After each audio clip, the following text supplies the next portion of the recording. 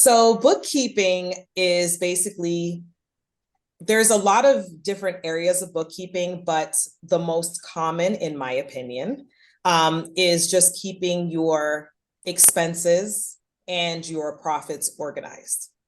So that way, when it comes to the end of the year, you can see how much money you've actually made and Mm. then turn around and see how much money you've spent out. You can have it very broad if you'd like, or you can be very detailed as much as you'd like. So I have some people that will say, for instance, if they travel, they will put, flights, hotels, Uber, Lyft, um, coach tickets, all in travel together. And I also have some people that want to see how much they spent on Spirit, how much they spent on Delta, how much they spent on United in terms of their flight, whether breakdown of Uber and Lyft. Also, if they're looking at their cell phone, if they have more than one cell phone provider, how much they're spending with Sprint, how much they're spending with AT&T or Sprint T-Mobile, sorry, AT&T or Verizon. So you can get very detailed. Also, if it's project-based, you can also see how much revenue you've collected based on that project and how much you've spent. So, but it will give you a breakdown of your expenses, and it details it so that way when it comes to tax time, you know exactly, what is being spent. So another term would be a profit and loss statement. Looking at other assets, then we also have your balance sheet, which is all like your banking stuff, loans, your assets and liabilities. So having bookkeeping, especially for a small business, is very vital. So that way you can see where you're spending your money and also keeping a calculation of the revenue that you've also collected. So how, again, the reason I wanted to do this, like this interview style, to educate myself as well as to put myself and represent myself in the eyes of the consumer in terms of what stops them from doing this. So for me, so first of all, I had, a personal credit card that my MailChimp would come out of and stuff. So I was mixing up personal and finance all the time. If there wasn't enough money in my personal for something, I would use the business money. So that's what was happening. And then just like you, I'm like, okay, I need to, even though I have all these skills and everything, I need to start to run my business more professionally. I started, again, a business account that only business stuff comes through. And so for this year, I'm very happy with that level of progress in terms of keeping my personal finances and my business finances separate. But I don't track anything. I have invoices that are tracked in Canada from Invoice Simple. I have invoices on PayPal. I have invoices in maybe Thrivecart. I have two different PayPal accounts. So when you're talking to me about bookkeeping, there's a little feeling of overwhelm because I don't even know where I would start to give it to you. Like, I don't know if you would just say, okay, Nakimbe, download Waves and that will take everything. So some people don't go to the gym. Some people don't take the first step because just like Martin Luther King, they're looking at the entire staircase. It's like, how do you eat an elephant? Not focusing on the entire elephant. You have to focus on one step at a time. So I'm just saying all of that to say the thought of bookkeeping, the thought of starting bookkeeping is overwhelming. So what is the first thing you would tell me? And how could you convince me to do it? Because even though, just like smoking and working out, even though it's something I know I should do, I keep thinking I can do it by myself, or I can do it later. I can do it at tax time, which we know never works out because you're left scrambling. So how would you convince me to do bookkeeping, given all of my internal sort of psychological barriers and resistance to even getting this friggin' thing started? Where would we start? So I just told you I have two PayPal accounts, Canada and US shit. Everything is everywhere. How would you help me? How could I start thinking about bookkeeping? Okay, so a couple of things that I also will let people know, that if it ever comes down to an audit, people will say, well, I just have my bank statements. Revenue Canada and the IRS could care less about your bank statements. They want to see organization and receipts. So, or some type of record of accounting. So that will also satisfy. Now, one of the biggest reasons why people don't So get I'm into sorry, bookkeeping. just so I'm clear, because people Yes. sometimes run on fear. So you're telling me if I don't do my bookkeeping, it could be a huge IRS or Canada Revenue Agency problem down the line, because that would be motivating to get to bookkeep. Because I think a lot of Yes. entrepreneurs So are too I'll give you an lazy to do it. example. Let me give you a prime example. Let's say somebody starts their business for the first time, right? And they say, well, I really didn't make any money, but I spent a whole lot of money in expenses, right? So if you don't show revenue of some sort, even if it's $1, and you have $10,000-15,000 in expenses, that's a huge red flag right there. And then that is also potential for you to get audited, or in Canada, as we say, reassessed, where they're going to go back and they're going to look, they're going to say, well, you only made, you didn't put that you made any money, but you had $10,000 to $15,000. Now, is it sometimes common for some people to not make any revenue during starting up a business, but they're spending so much money trying to get their business up and running? Yeah, it can happen. But I always tell people, put something down. Even if you paid yourself 50, you put in $50 into the business, right? $50, $100, $500, and then you have your write-offs. Put something in there, because if not, then it could be an issue down the line. Yes, it becomes very overwhelming because there's so many ins and outs. For me personally, I do it in parts. I know that tax talk, bookkeeping, accounting can be very overwhelming for a lot of people. So what I'll do is I'll take it down in parts and say, okay, let's accomplish this first task. Let's do this first. And once we do this, then we will go to this. Okay. So that way everything is kind of broken down and it's not thrown at you all at once. So one of the reasons why people are kind of afraid or don't really want, one, it's knowledge. Number one, it's just basic knowledge, also just guidance, but it's also cost. So I'll give you an example. QuickBooks has a monthly cost, but it also has like QuickBooks for self-employed, QuickBooks for, it also has QuickBooks for small businesses. They have ones for like enterprises, and it has, based on what you need, you can kind of go up. The only thing is with QuickBooks, if you start off with QuickBooks for self-employed and then you need to go to QuickBooks for small business, you can't upgrade the account. You basically have to cancel that account and start a new one. So that can be, there are pros and cons to a lot of the online platforms. Also, something else that you can look into, and if you're thinking about cost, I will sometimes recommend Waves. Waves is a really good tool to start learning, instead of just kind of being thrown to the world of bookkeeping and you don't know what you're doing. So I'll say, okay, well, if your revenue's this, or you're not having a lot of transactions, let's start with Waves and let's play with that. And so that way you get familiar with what you're trying to do. And then once you outgrow that, then we'll go to another platform. Waves is completely free. You can do invoicing from there. But if you create an invoice or you collect any type of revenue, they do charge a merchant service fee. That's how they get paid. But it also is a good tool to learn. You can also attach your bank accounts to it. So bank accounts, credit cards, you can attach to that. In terms of like PayPal, that I'm not sure. But I know with Waves, you can also separate your accounts where you can have a US account and you can have a Canadian account. Same thing with QuickBooks or Xero. You can have a US account and you can have a Canadian account. So this is just software that you buy, you download it, or it's an app? Like, how does it connect to everything? So now I kind of understand the depth of bookkeeping. Before bookkeeping, it even sounds simple, right? Oh, I'm going to keep your books. I'm going to track your expenses. Ooh, I can do that myself, right? So now I have a deeper understanding of the intricacies that are involved, as well as the potential legalities of it. So, and now you've also sort of alleviated this one fear or concern around cost, because you're saying Waves is free. So like we know with all businesses, when they're growing, they want to do the free stuff first, but once they start making some money, they want to upgrade. So let's say I'm getting a decent handle on Waves and I don't want to do this anymore. What is a realistic budget? What is the range for bookkeeping? Because some people may not even know how much it actually really It's costs. going to vary. It's definitely going to vary on your need. Okay, so how much, what's the minimum?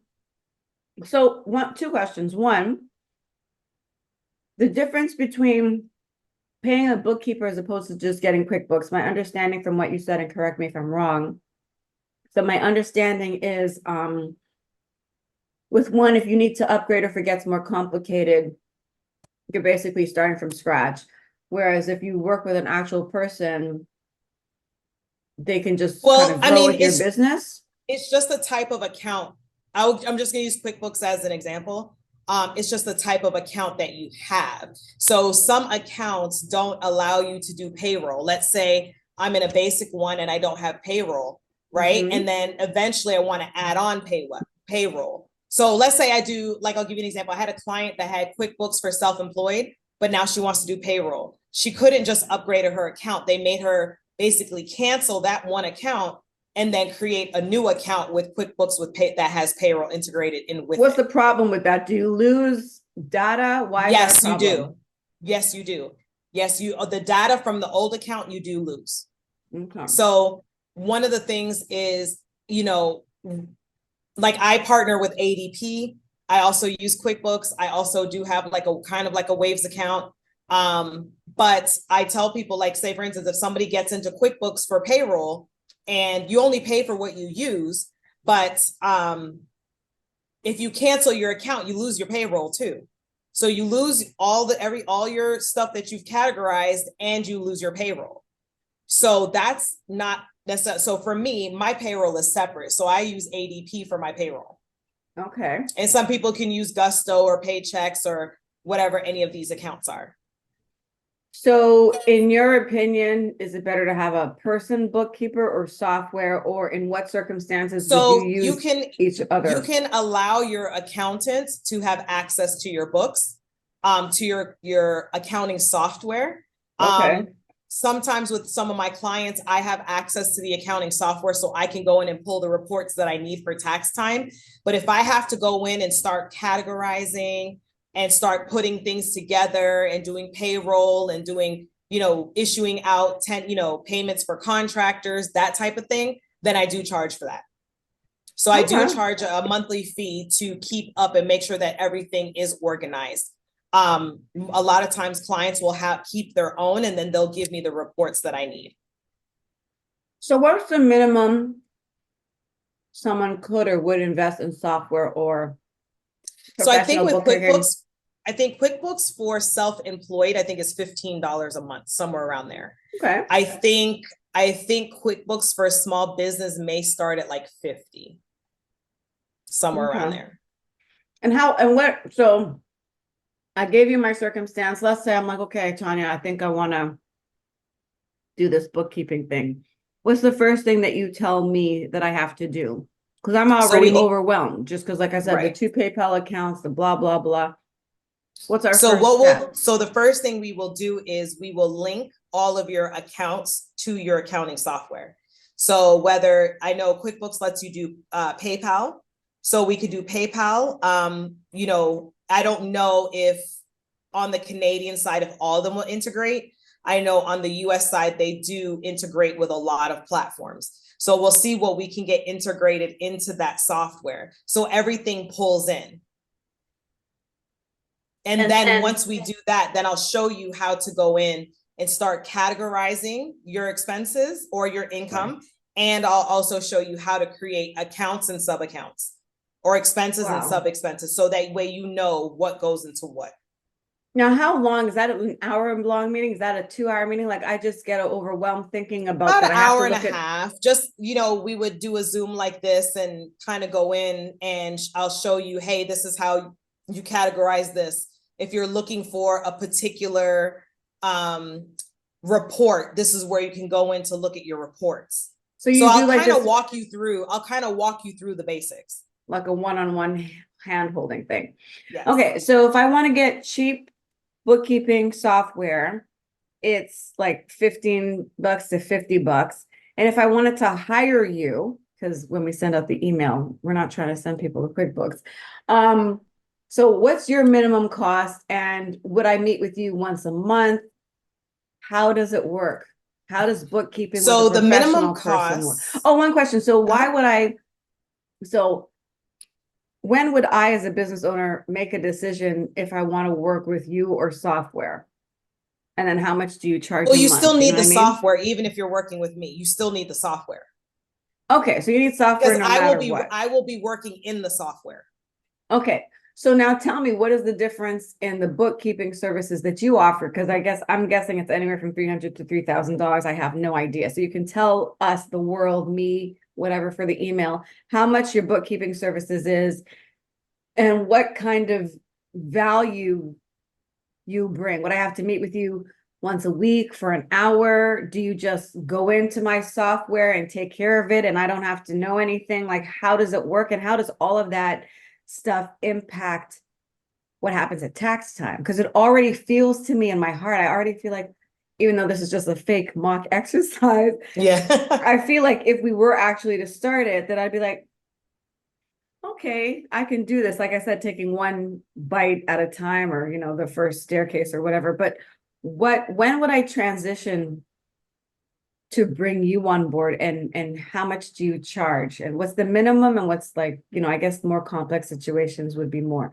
But if I wanted to bring you on, even if I'm planning for the future, I'm like, okay, right now I have QuickBooks, it's $15, or right now I have QuickBooks or Waves, or it's $50, but I want to bring Tanya on. Why would I have that conversation with myself? Why do I need to bring on a live person now? And how much does it cost? Because I have to sell that shit in your marketing and in the email. Right. So even though you would have the QuickBooks or whichever accounting software, whether it's Waves or Zero, once you have that, a lot of people don't know what to do. They don't know what the next step is. So I can give you the one-on-one, and then people are like, well, I don't have time to do this. So yes, they can bring me on for me to keep everything organized. They would still need to have the account. They would have to add me on as the accountant in either of those. Then what would happen is I would start going in and I would start going through all your expenses, categorizing them, reconciling, doing reconciliation with your bank records. So I would start to handle I all of that. hate reconciliation. I'm sorry, just when you even say that word, because when I was in marketing at this one company, we had to do that, and we had to fucking match shit up. That shit would you say reconciliation, you give me trauma flashbacks.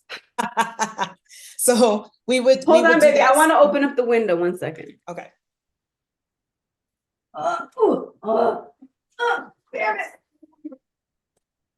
Okay. Woo. Okay, so what I'm hearing from So you is it sounds to me kind of, because I want to make a metaphorical comparison here. It kind of reminds me of MailChimp. I could go and get MailChimp for $15 or $50, but then I have to go in and learn all of this shit, and that can be overwhelming. So what I'm hearing from you is, we set up the software just like you set up the email, but then you go in and do all the complex stuff, because it is complicated. Just like Go High Level, learning all of those things is time consuming. It can be overwhelming. So I'll be like, you know what, fuck it, I'm just gonna give it to Tanya. How much is it? So tell me again what you do. You do the reconciliation? Do you do it once a month? Do you meet with me? Tell so me about that again. I will go through your books monthly. Okay. I will categorize everything where it needs to go. I don't need That to be involved, right? You're just doing this in the back No, you end, don't two need to o'clock be, in the no, you don't need morning. to be involved unless I have a question about a transaction that I'm not sure about, or there might be a transaction that I'm like, where is this from, or what was this for? That type of thing. But then also to the reconciliation, check, looking, making sure all your reports are, lining up and all of that stuff. So the first package starts at 300 per month. Yeah. So that package, I will go in and I will just do all of your books. I will clean it up, whatnot. That's per month, 300 per month. And that will include your personal tax return at the end, right? The next package is $600 a month. which we would have a monthly phone call in regards to your expenses or your profit. Let's talk about what you have going on. I'll answer any questions that you have for me. I'll ask you certain questions. So we have basically a monthly check-in with your books. And, if things are changing, which a lot of clients, they will call me and say, hey, I got payroll coming out on this, or like I have 401k payments, or I have this and I have that, or I'm looking to buy a house, I want to do this, or what do you think about opening up like a SEP IRA?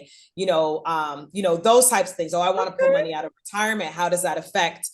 So we have a conversation monthly in terms of your finances and the company finances, to kind of see what's, based on your situation, how it can impact your income and how it can impact your taxes.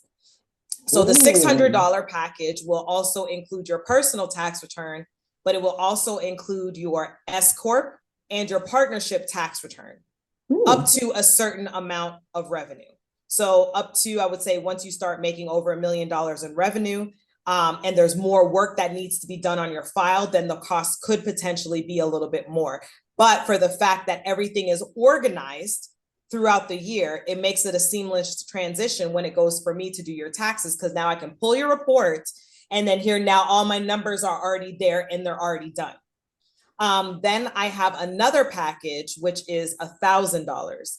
So that $1,000 a month also includes your personal taxes, your business taxes. If you have a C Corp tax return, it will include your C Corp return, and your S Corp as well. The $600 package does not include your C Corp. It only includes your S Corp and your partnership return. And then the $1,000 includes all the taxes. Now, if we get into non-for-profit or estate taxes, those are not included in this. That's something totally separate. And then also with the $1,000 package, then, statistics and analytics and going through trying to figure out how we can scale the business, all of that will be included in that as well. Okay. So what level of income, or if you were to take all of your existing or potential clients and put them into 3 buckets of categories in terms of, your $300 package is best suited for people in this position. Your $600 package is best suited for businesses in this position, making this to this to this. And people who are doing $1,000, they're making how much money? So yeah, so the $300 is good for people that have a small business that has kind of been going, but they just don't have time to keep up with their expenses themselves. So that's really more so just me so that would be $300 a month, just keeping up with everything. The $600 a month is your people that have like payroll, payroll, or they have contractors, 1099s, and let's say their revenue may be over over $50,000, 50,000 to like maybe, $500,000, something like that. Then you have the other clients that, let's say their revenue is more than 500,000 and they need more in-depth. They have contractors, they have employees, they have locations, they're really generating income, but they just really don't have the time, but they want somebody else to do it. So I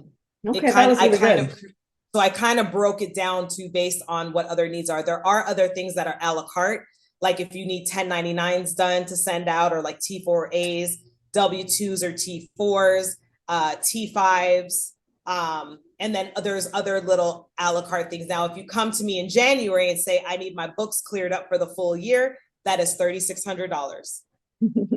To go back from January of last year and clear up all your books. And that does not include your tax returns. I liked your answer, because I was thinking about, again, being a cheap entrepreneur, which most entrepreneurs are.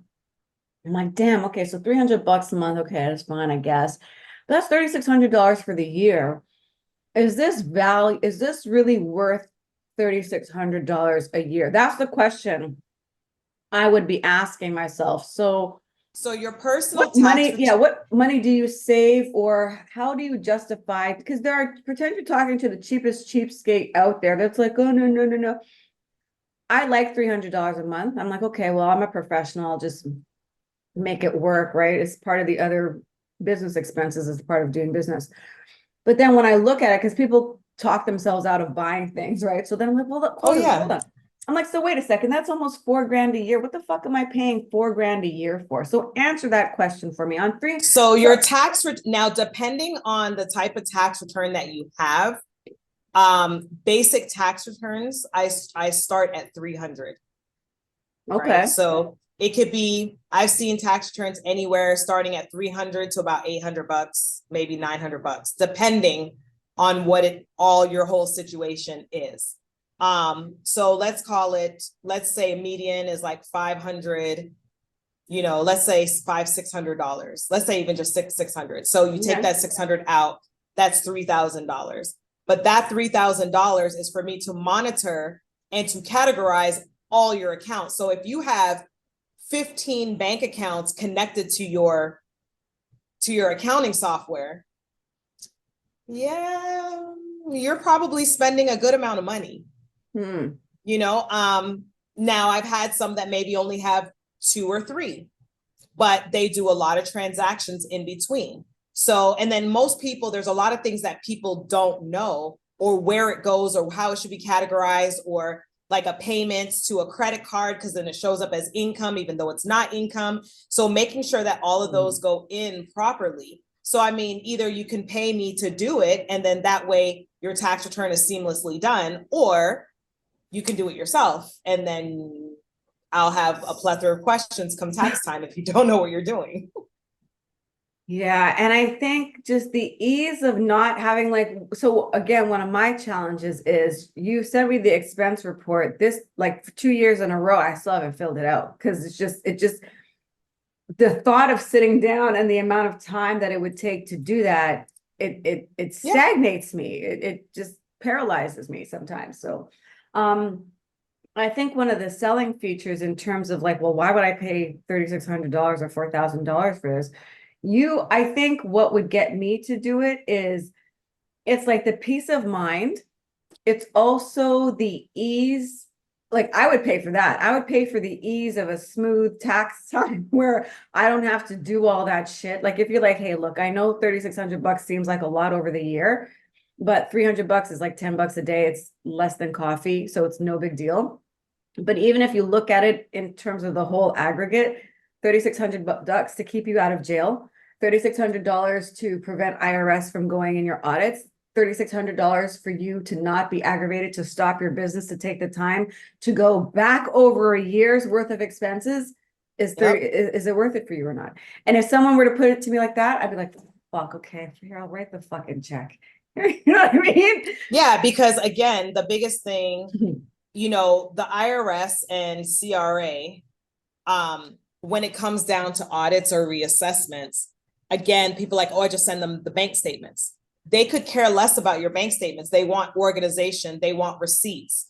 They want, if you're a business, you need to be acting as such. And at the minimum, get a free accounting software to say, here's my profit and loss statement. This is how much money I made. This is what I report on my taxes. And then here's all the breakdown of my expenses, right? And then if they ask to see certain receipts, well, here's, you can upload receipts if you want. I know for me right now, I have, this is my audit for Canada Revenue Agency. Oh, okay. Okay. They're expecting me to fax this in. I'm not faxing this in. This is getting mailed in. Yeah. You know what I mean? So like if I had all of my accounting in place at this time, I wouldn't have, I have my accounting stuff in here, but I also have all my receipts of what I've been putting. So they have, this will be going to them. But that also helps to eliminate, a lot of the paper, all the additional paperwork that you need for receipts as well too. So I think what else I'm getting from this is it feels like you're a little bit like a lawyer in terms of representation. So like, hold on. Sure. My